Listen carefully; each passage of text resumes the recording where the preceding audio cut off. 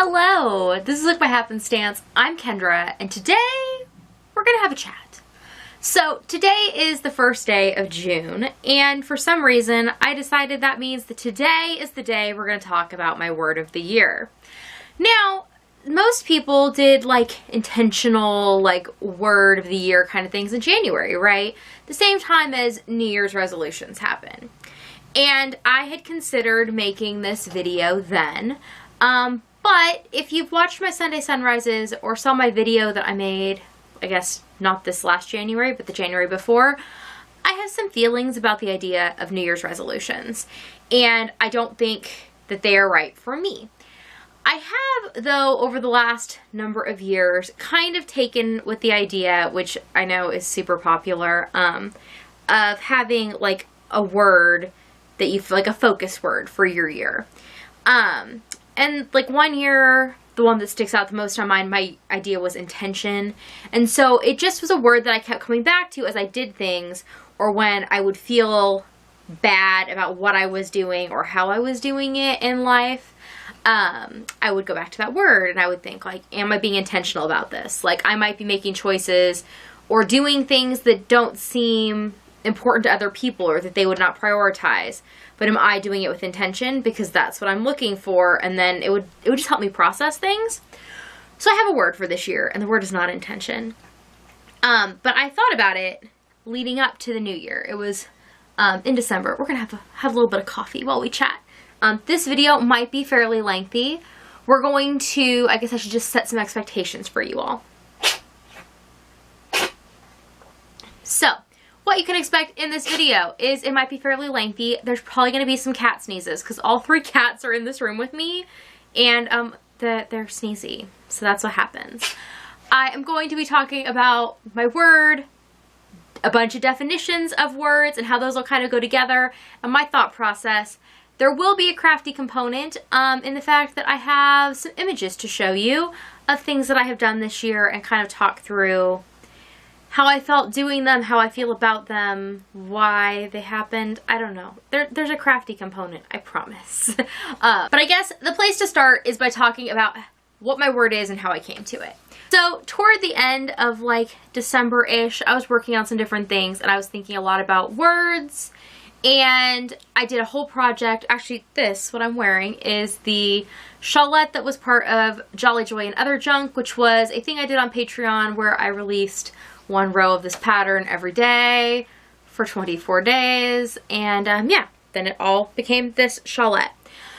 And the name of the shawlette is Jovial Junipers because it ultimately had trees in it, and I thought they were happy trees.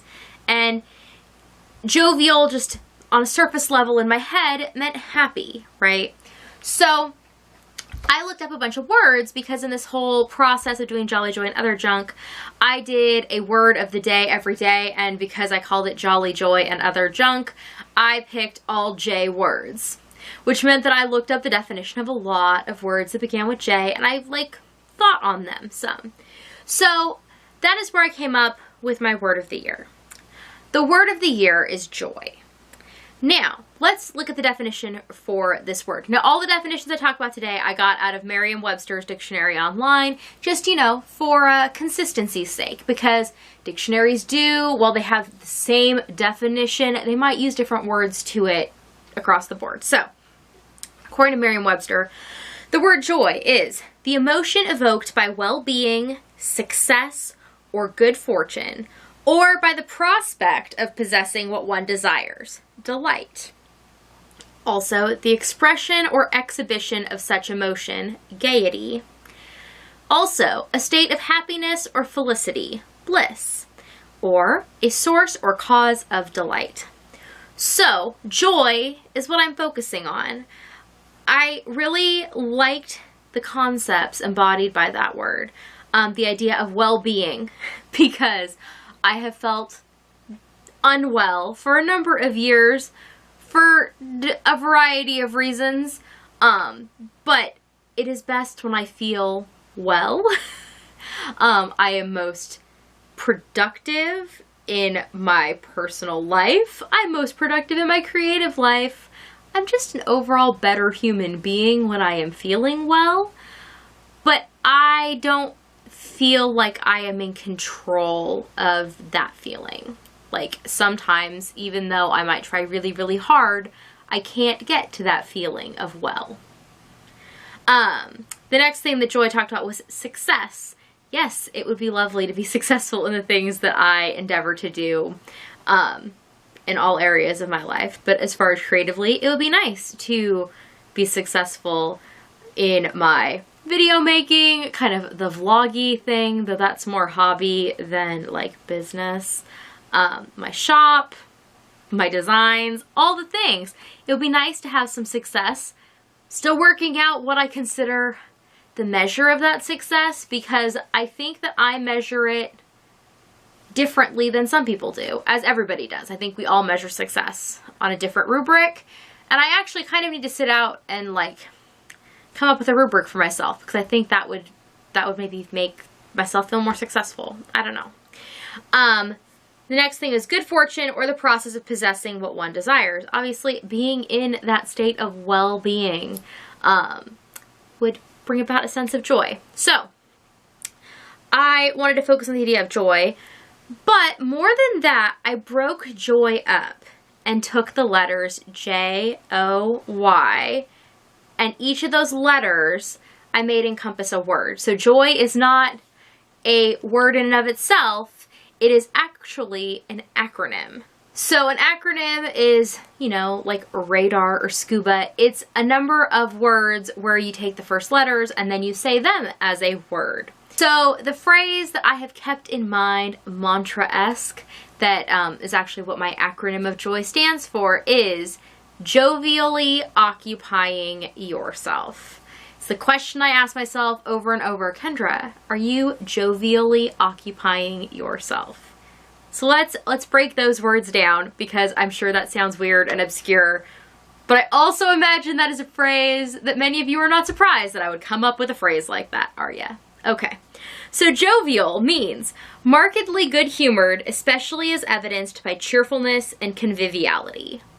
So basically, that goes with the idea that I had of jovial, of being happy, but I feel like it's more than that. So I looked a little deeper. The definition of cheerful is full of good spirits, merry, ungrudging, conducive to cheer, likely to dispel gloom or worry.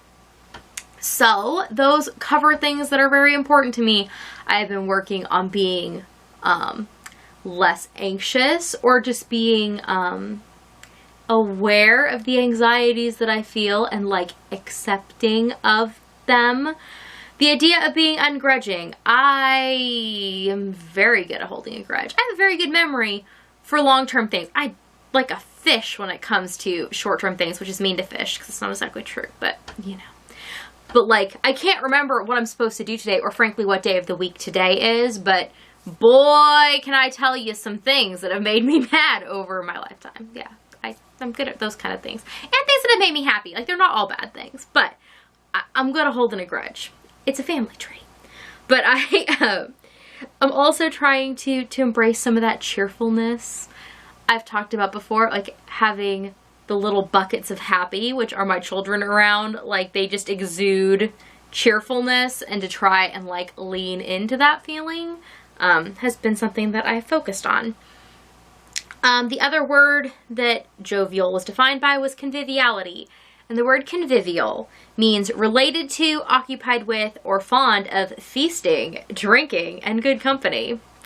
I like to eat. I like to drink things. Right now, I'm enjoying drinking this coffee, and good company is nice. Like, it's good to have friends. It's good to have people you interact with. Now, I will say that my feeling on friends and the necessity for them is different than some people's. I frankly don't think that a lot of the people that are generally considered to fall in the friend category, I don't think they actually are friends. And I also think there are a lot of people that are not considered friends that are. So I just, you know, I like the way they put it, good company. I think there's plenty of good company to be had in the world in a lot of different ways. And so a focus on that. The simple way that I have looked at joviality and how it relates to jovially occupying yourself and the joy that that brings is the idea of interaction and just being involved with the beings that are involved with you. Does that mean that I am good at social interactions? No. Does that mean that they make me comfortable? No. Does it mean that I have increased them even? No. And I had thought that I would probably try to increase them some, but I'm pretty comfortable where I'm at, I've decided, but I am just trying to be cognizant of what is going on. Just because you are focusing on an area doesn't mean you have to change that area. I think that there can just be greater awareness brought to the reality of what you have going on, and you don't necessarily have to change it, even if like you feel pressure that you should maybe be doing things differently. You notice I just said the word should. We all know my feelings on the word should. If you have to say should, you should identify what the feeling is behind that. Frequently, I think the term should means feel culturally obligated, or that you are looking for a certain response from outside of yourself. Or you can view should as the priorities which I want to set for myself. So, I digress. So, the next letter in my JOY acronym is O, which stands for occupying. So, the definition of occupying is occupy, to engage the attention or energies of, to take up a place or extent of space, to take or fill an extent in time, to take or hold possession or control of, to fill or perform the functions of an office or position, or to reside in as an owner or tenant. So there are two ways of looking at occupying and how that can like affect your daily life. I think occupying is something that takes up a physical space, like the way that you're spending your time, the places you put your energy, how you fill out that daily like to-do list, and the things that you put on there, they occupy your life. In a similar way, the stuff you have, like physical things in your life, they occupy your life. They're the things that fill up that thing. But I also, and the main focus for me has been on the idea of occupying as in being a resident in. And I have been seeing it mostly as occupying myself, being a resident within me. Over the past few years, there's been a lot going on. And I have large swaths of time that I cannot, other than the fact I was daily vlogging and can actually go reference, I cannot tell you what I did multiple days in a row. Like my timeline is really messed up.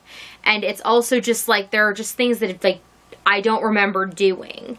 And they can happen, you know, not super distant past from where I'm at.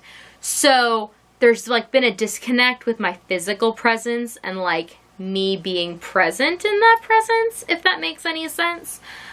So I have been focusing on occupying the space that I'm in, on staying connected to like what's going on, even if that's uncomfortable, and just trying to be like, not be in the moment, like, because I just, no. But on the idea of trying to feel like I'm here instead of feeling disconnected from what's going on around me. So those are the ways that I have looked at occupying. And then the third word of our acronym is yourself. Yourself means that identical one that is you used reflexively, and your normal, healthy, or sane condition or self. So that's what I have been focusing on, is myself as the normal, to me not meaning normalizes and what other people consider to be normal, because boy, does that not usually follow through. But my normal, trying to be what is quote-unquote Kendra, right? So normal, what is healthy, meaning what do I think promotes the most wellness within me? What things, activities, thoughts, actions, whatever, what do I need to do to create the healthiest version of myself? To be the most of that Kendra, right? To be the most of that normal self. And then obviously, sane condition. What do I need to do to feel mentally well? That's still the kicker. I don't always know. I can try my hardest, and boy do I don't know that it always comes across that way, but I really, really do. But no amount of trying necessarily has the result that I'm going for. I don't know, but still getting up and still trying every day, and that is a win. So basically, the way that I took this acronym of joy, jovially occupying yourself, and thinking about it every day, is I've kind of been thinking about how can I happily interact with other things in my life? How can I interact with the things outside of myself? My family, my friends, just anything that I'm interacting with, how can I do that in the most joy-filled, cheerful, happy way? If you want to see more thoughts on the term happiness, the Oatmeal did a really, really good essay about the term happy a number of years ago that I very much relate to, and I think happy is a broken and difficult term for a lot of people. So happy, but you know what the generally accepted idea is, like the good things of being involved and interacting with other things in my life. As far as the occupying, being present, knowing what is going on and trying to make sure that I can mentally catalog those things, because that seems to be proving useful for me. And finally, as far as yourself, focusing on things that embody me. So that has been part of the shift in how I've been spending some of my time this year. I have been spending a lot more time reading, obviously, which might be to the chagrin of some people, because it has changed my content a bunch, because there's been a lot of Yarn Tales videos. Because honestly, right now I'm at 55 completed books for the year. So you all have only seen like around 40-ish of the videos. There's more coming, and I'm continuing to read along the way too. But reading was always a very important, and like, you know, when you're telling somebody like about yourself, that was always a thing that was on my list of things that were like me-isms, like my areas of personal expertise and such. And then I just didn't do that anymore, because I didn't have the mental space to like hold books in addition to all the other things that had to go in my head. And as my children are older and have more ability to take care of their own personal needs, I've gotten a little bit of that mental space back, and I'm just like taking claim of it. And currently I'm claiming a lot of that space with books. I've also been writing more, which is a thing I did a lot more when I was younger, and for a number of reasons, just kind of stopped. But I'm doing more of it. I have not shared a lot of it, but it exists, and that is good. And I think that's the first step. I think sharing it is part of the problem of why I stopped creating it in the first place, because I don't necessarily always care for the reaction. So for now, the action of doing is fine. I've basically just been trying to prioritize doing what I want and being okay with that. And like, obviously I take into account like the feelings and needs of my family and such, because what I want to do is help them to all be good, productive, well-adjusted humans also. So, I mean, I feel like it all sounds super selfish when I say it out loud, but those things all factor in. So it's like, do what I want, because what I want is these results in my life, and some of those results involve other people having positive things happen too. So anyways, so I had considered making this video in January to talk about my like ideas and this new like word that I was trying to like mentally and emotionally embody, and like what my plans were with it and all that stuff. But I was just really worried that that was going to come off as inauthentic, I guess, because a lot of people I had seen doing similar like word of the year things just felt really fake to me. Like either it was like bandwagoning, like this is what we do because it's January and blah blah blah, or just like people wanting to be a part of something. Like you saw somebody do a thing, or at least present this image of them doing this like motivational thing, and they had success, so people want to like glom on to that idea and do it themselves. And I was worried that I might be doing that. Like I didn't think I was, but you never fully know. So I decided that instead of talking about the idea then, I would just like institute it in my life and in my brain and in my process and not talk about it. But I knew that I wanted to talk about it eventually, especially if it was something I could stick with, because I come up with a lot of ideas. I start a lot of things. I finish a lot of things. Like, let's be honest, in life I finish lots of things. But I also have a big old pile of like unfinished life projects, and sometimes I go through that thing and I basically freak or frog my life, where you decide if you're going to like get something done on an issue or whether you're going to frog it and be done with it. It happens in my crafty life, like yarn wise. It happens in my sewing. It happens in just dealing with things. It's a thing I think is a useful skill to have across the board. I have actually found that many of the like series and skills and ways of thinking about my crafting life, I can find so many ways to tie those in to other things in life that are not crafty, that involve personal health and mental health and relationships with others and relationships with yourself. Like, I think there are so many connections between how and why we craft and how and why we live the way we do. And I think those are interesting things to explore. And I think that they're going to be different for every person. I also always feel like a nutcase when I talk about this concept, but I truly believe that it's real, and I believe that you can see it play out when you hear and see other people and how creativity and crafting plays out in their lives. I think there's a lot to tell about a person's life.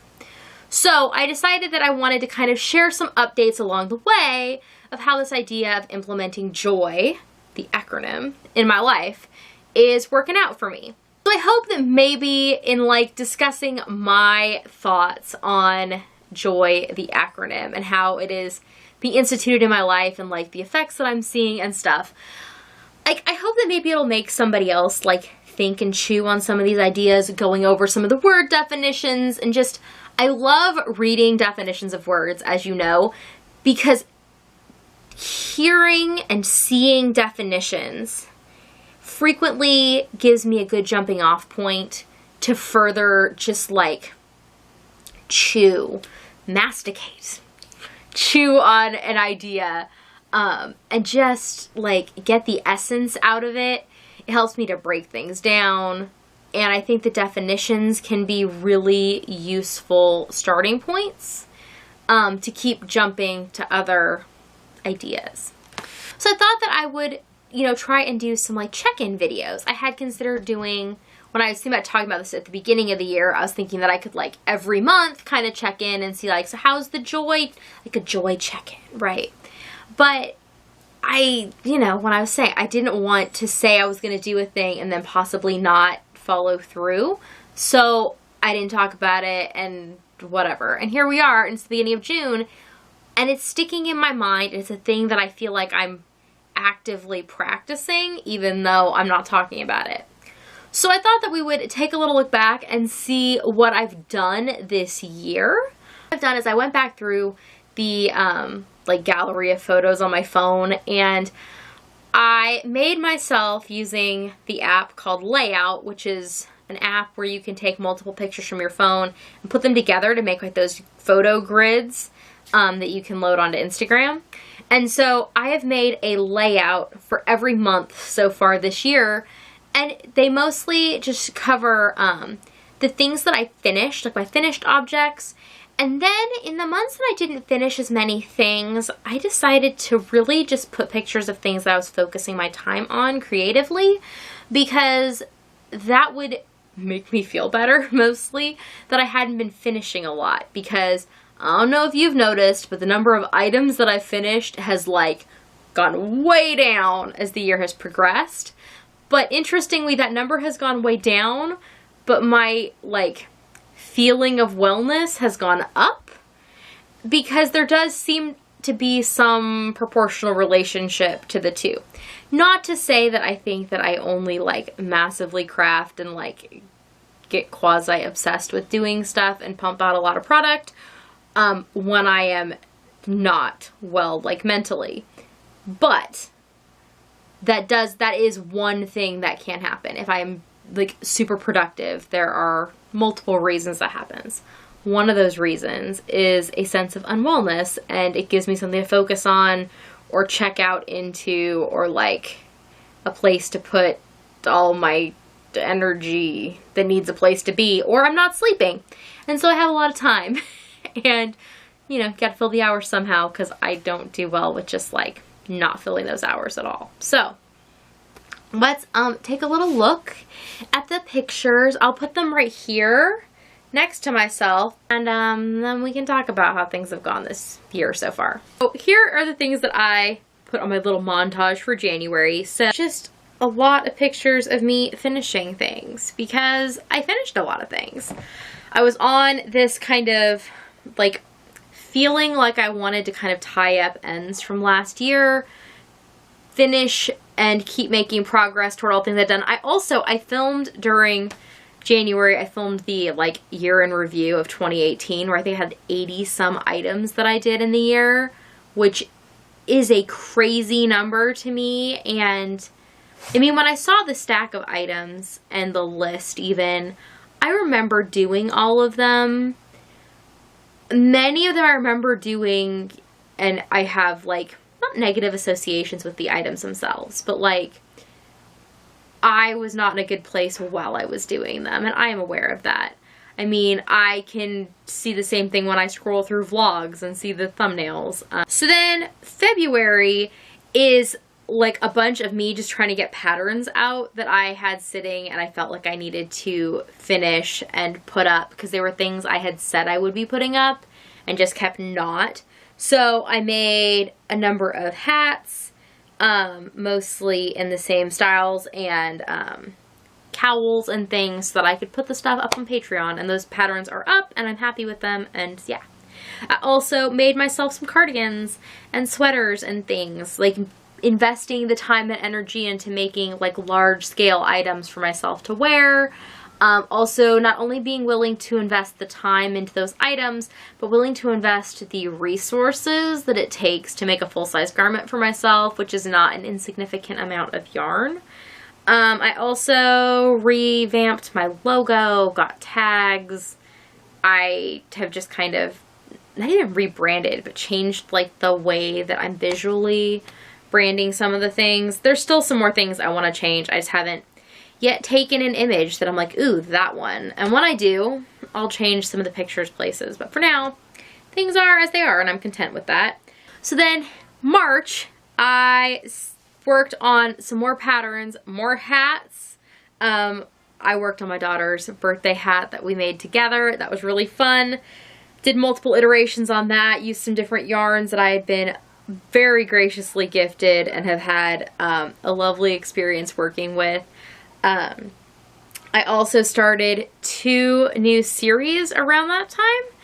I started doing yarn tails and working my reading shawls, which has been a great project for me personally. I accept the fact that that is never going to be a series that is like popular or something that like the masses are going to want, even the tiny masses that I consider like a lot of people. But it's a project that I really enjoy, and I know I would enjoy watching creators do something similar. So it's just like making the content you want to be watching. That's how it kind of works for me. And gosh, I see those videos so many times in the process of making them that it's like I get to watch somebody do this content that I enjoy seeing. So that's when I started that. And I also worked on making Let Peach Lit play with my crafty life happen, which has been an idea that has been in my head for so long. Like, even before I started doing, like, the second channel, like, just as an idea of, like, a way to, like, decide things. The Plinko board was in my head, and I really, really enjoyed watercoloring it, and I want to do more painting and things, and I don't know, it's interesting to me, and, like, so I made some videos on my vlog channel of me painting stuff, and I personally have watched those videos more than like any of my own content that I think I've ever watched. My family just, it was hilarious because I just kept, they'd be like, they'd hear the music and they'd be like, oh, are you watching your video again? Yes. Because I found it really satisfying and really nice. So, just trying to do the things that, that make me happy, not, even if they don't really appeal to anybody else. And those things clearly, I get the message, don't appeal to other people, but that's cool. Like, I'm just trying to again, make the content that I want to consume. Also notable in March, I made the Afghan for my nephew, which honestly is still sitting in a box waiting to get mailed because I'm a terrible human who sucks at, mail. I don't know what my deal is with mail. Then we move on to April, and my completion of items like drops real fast. But it's not that I was not spending my time doing things. I read a crazy amount in April, as indicated by the number of chapters that are going into my reading shawl. I finished another pattern, which I actually still need to post. So bad about that. But the pattern itself is done. I should work on that. There's that should word again. I did a craft show, which I enjoyed and experienced in a more pleasant way than any craft show I had before, other than the fact that I didn't feel like it was successful as a business endeavor. It was a nice time, so that's good. I made myself some clothes. I made myself a top and a skirt to wear to the show. It turned out to be freezing cold and they weren't really seen, but I've worn them both a bunch ever since, and they've become part of my handmade wardrobe, which is ever growing slowly but surely. And then I also, in that grid photo, it shows the bag that went out with the Bit and Pieces Club, which I really enjoyed making and just enjoyed the way that those looked. Also that photo montage notably includes We Crossed a Bridge and It Trembled, which I think is going to be not even necessarily one of my favorite books of the year, because favorite is a hard thing to say with a book that's nonfiction, but I think it's going to be one of the most poignant things that I read this year, or potentially ever, so that is good. Then on to May. The showpiece of this picture is the mystery, Bit and Pieces Mystery Club that went out. I just love this. This fabric with the bird cages and the butterflies I had in stash for years, waiting for the right thing to put it in. And I've tried to use it and always kept pulling back. And then I really like these bags. So that's good. I made myself earrings, which are not the earrings that I'm wearing right now. I had to think about it because I've been wearing the green earrings like almost every day. So that's exciting. Worked on that dress, which is just lovely, and I need to sew an undershift thing to wear with it. After I blocked it, I think I like it even more, and it looks better than it even does in the picture. I don't think the picture quite does it justice. And then there are some Fibre Friends, which I sent out to some patrons, which was exciting. It's fun to get to brighten some people's day with some fibery loves. That's good. And then the reading shawls, because I feel like my whole year has been about the stupid reading shawl, which I'm sure lots of people seem to feel that way, because boy, has there been some churn because of those. But it's just that I have so much content that I'm creating for just that one project, and there's only so many days in the week to post things. So in order to get all of those things out, there's just been a lot of yarn tales. I think that it might slow down some coming up, which I think there's gonna be a bunch of people that are like, yay! Because I didn't start posting yarn tales videos till we were already a couple months into the year, because I had started to read more, but not as much as I currently am.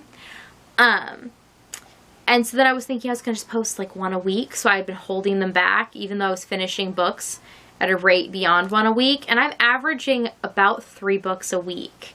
So that means that it has to be more videos than one a week in order to do this whole project, which I keep saying I am really, really enjoying, and that is the important part to me. So I've tried multiple times to come up with like a good end for this video and like to sum everything up, and I don't really have one. I just thought it was about time that I like shared what I've been thinking about and my basis for things, and kind of what I've been measuring my choices, particularly when it comes to crafting and my business and my channels and all the things, what I've been measuring it against, but just kind of to let you know what direction I'm coming from, and hopefully it will provide you with some things to think about, because I think that they're important things to think about. And I have found great benefit from the acronym of joy. So hopefully hearing about the concept of jovially occupying yourself will resonate with somebody. And even if it doesn't resonate with everybody, that's okay. It resonates with me, and maybe some portion of that will be beneficial to you, which is really all that I'm looking for, is that somebody who watched gets something out of the whole thing. So anyways, this is when I give you the usual spiel. If you're interested in seeing the rest of my videos, I don't post on a regulated schedule. You never know what you're gonna get. But I did write out the schedule for June, and there should be a decent amount of content if all goes to plan. So subscribe down below. I will just pop up in your feed when I post if you do that. Also, if you are interested in supporting me on Patreon, that is an option. I posted the other day a playlist on Spotify of music, and I've been listening to it basically on repeat. It is a combination of my past and current favorite songs, and it's just, it's what goes on in my head. Now, it is all the songs that don't have cursing in them, so that did cut the list down a little. Well, if you're interested in seeing that or anything else that's going on Patreon, feel free to check that out. I do send out monthly postcards, which I spend an inordinate amount of time creating. So if that is a thing you're interested in, those are all options. And I will see you all next time. Bye!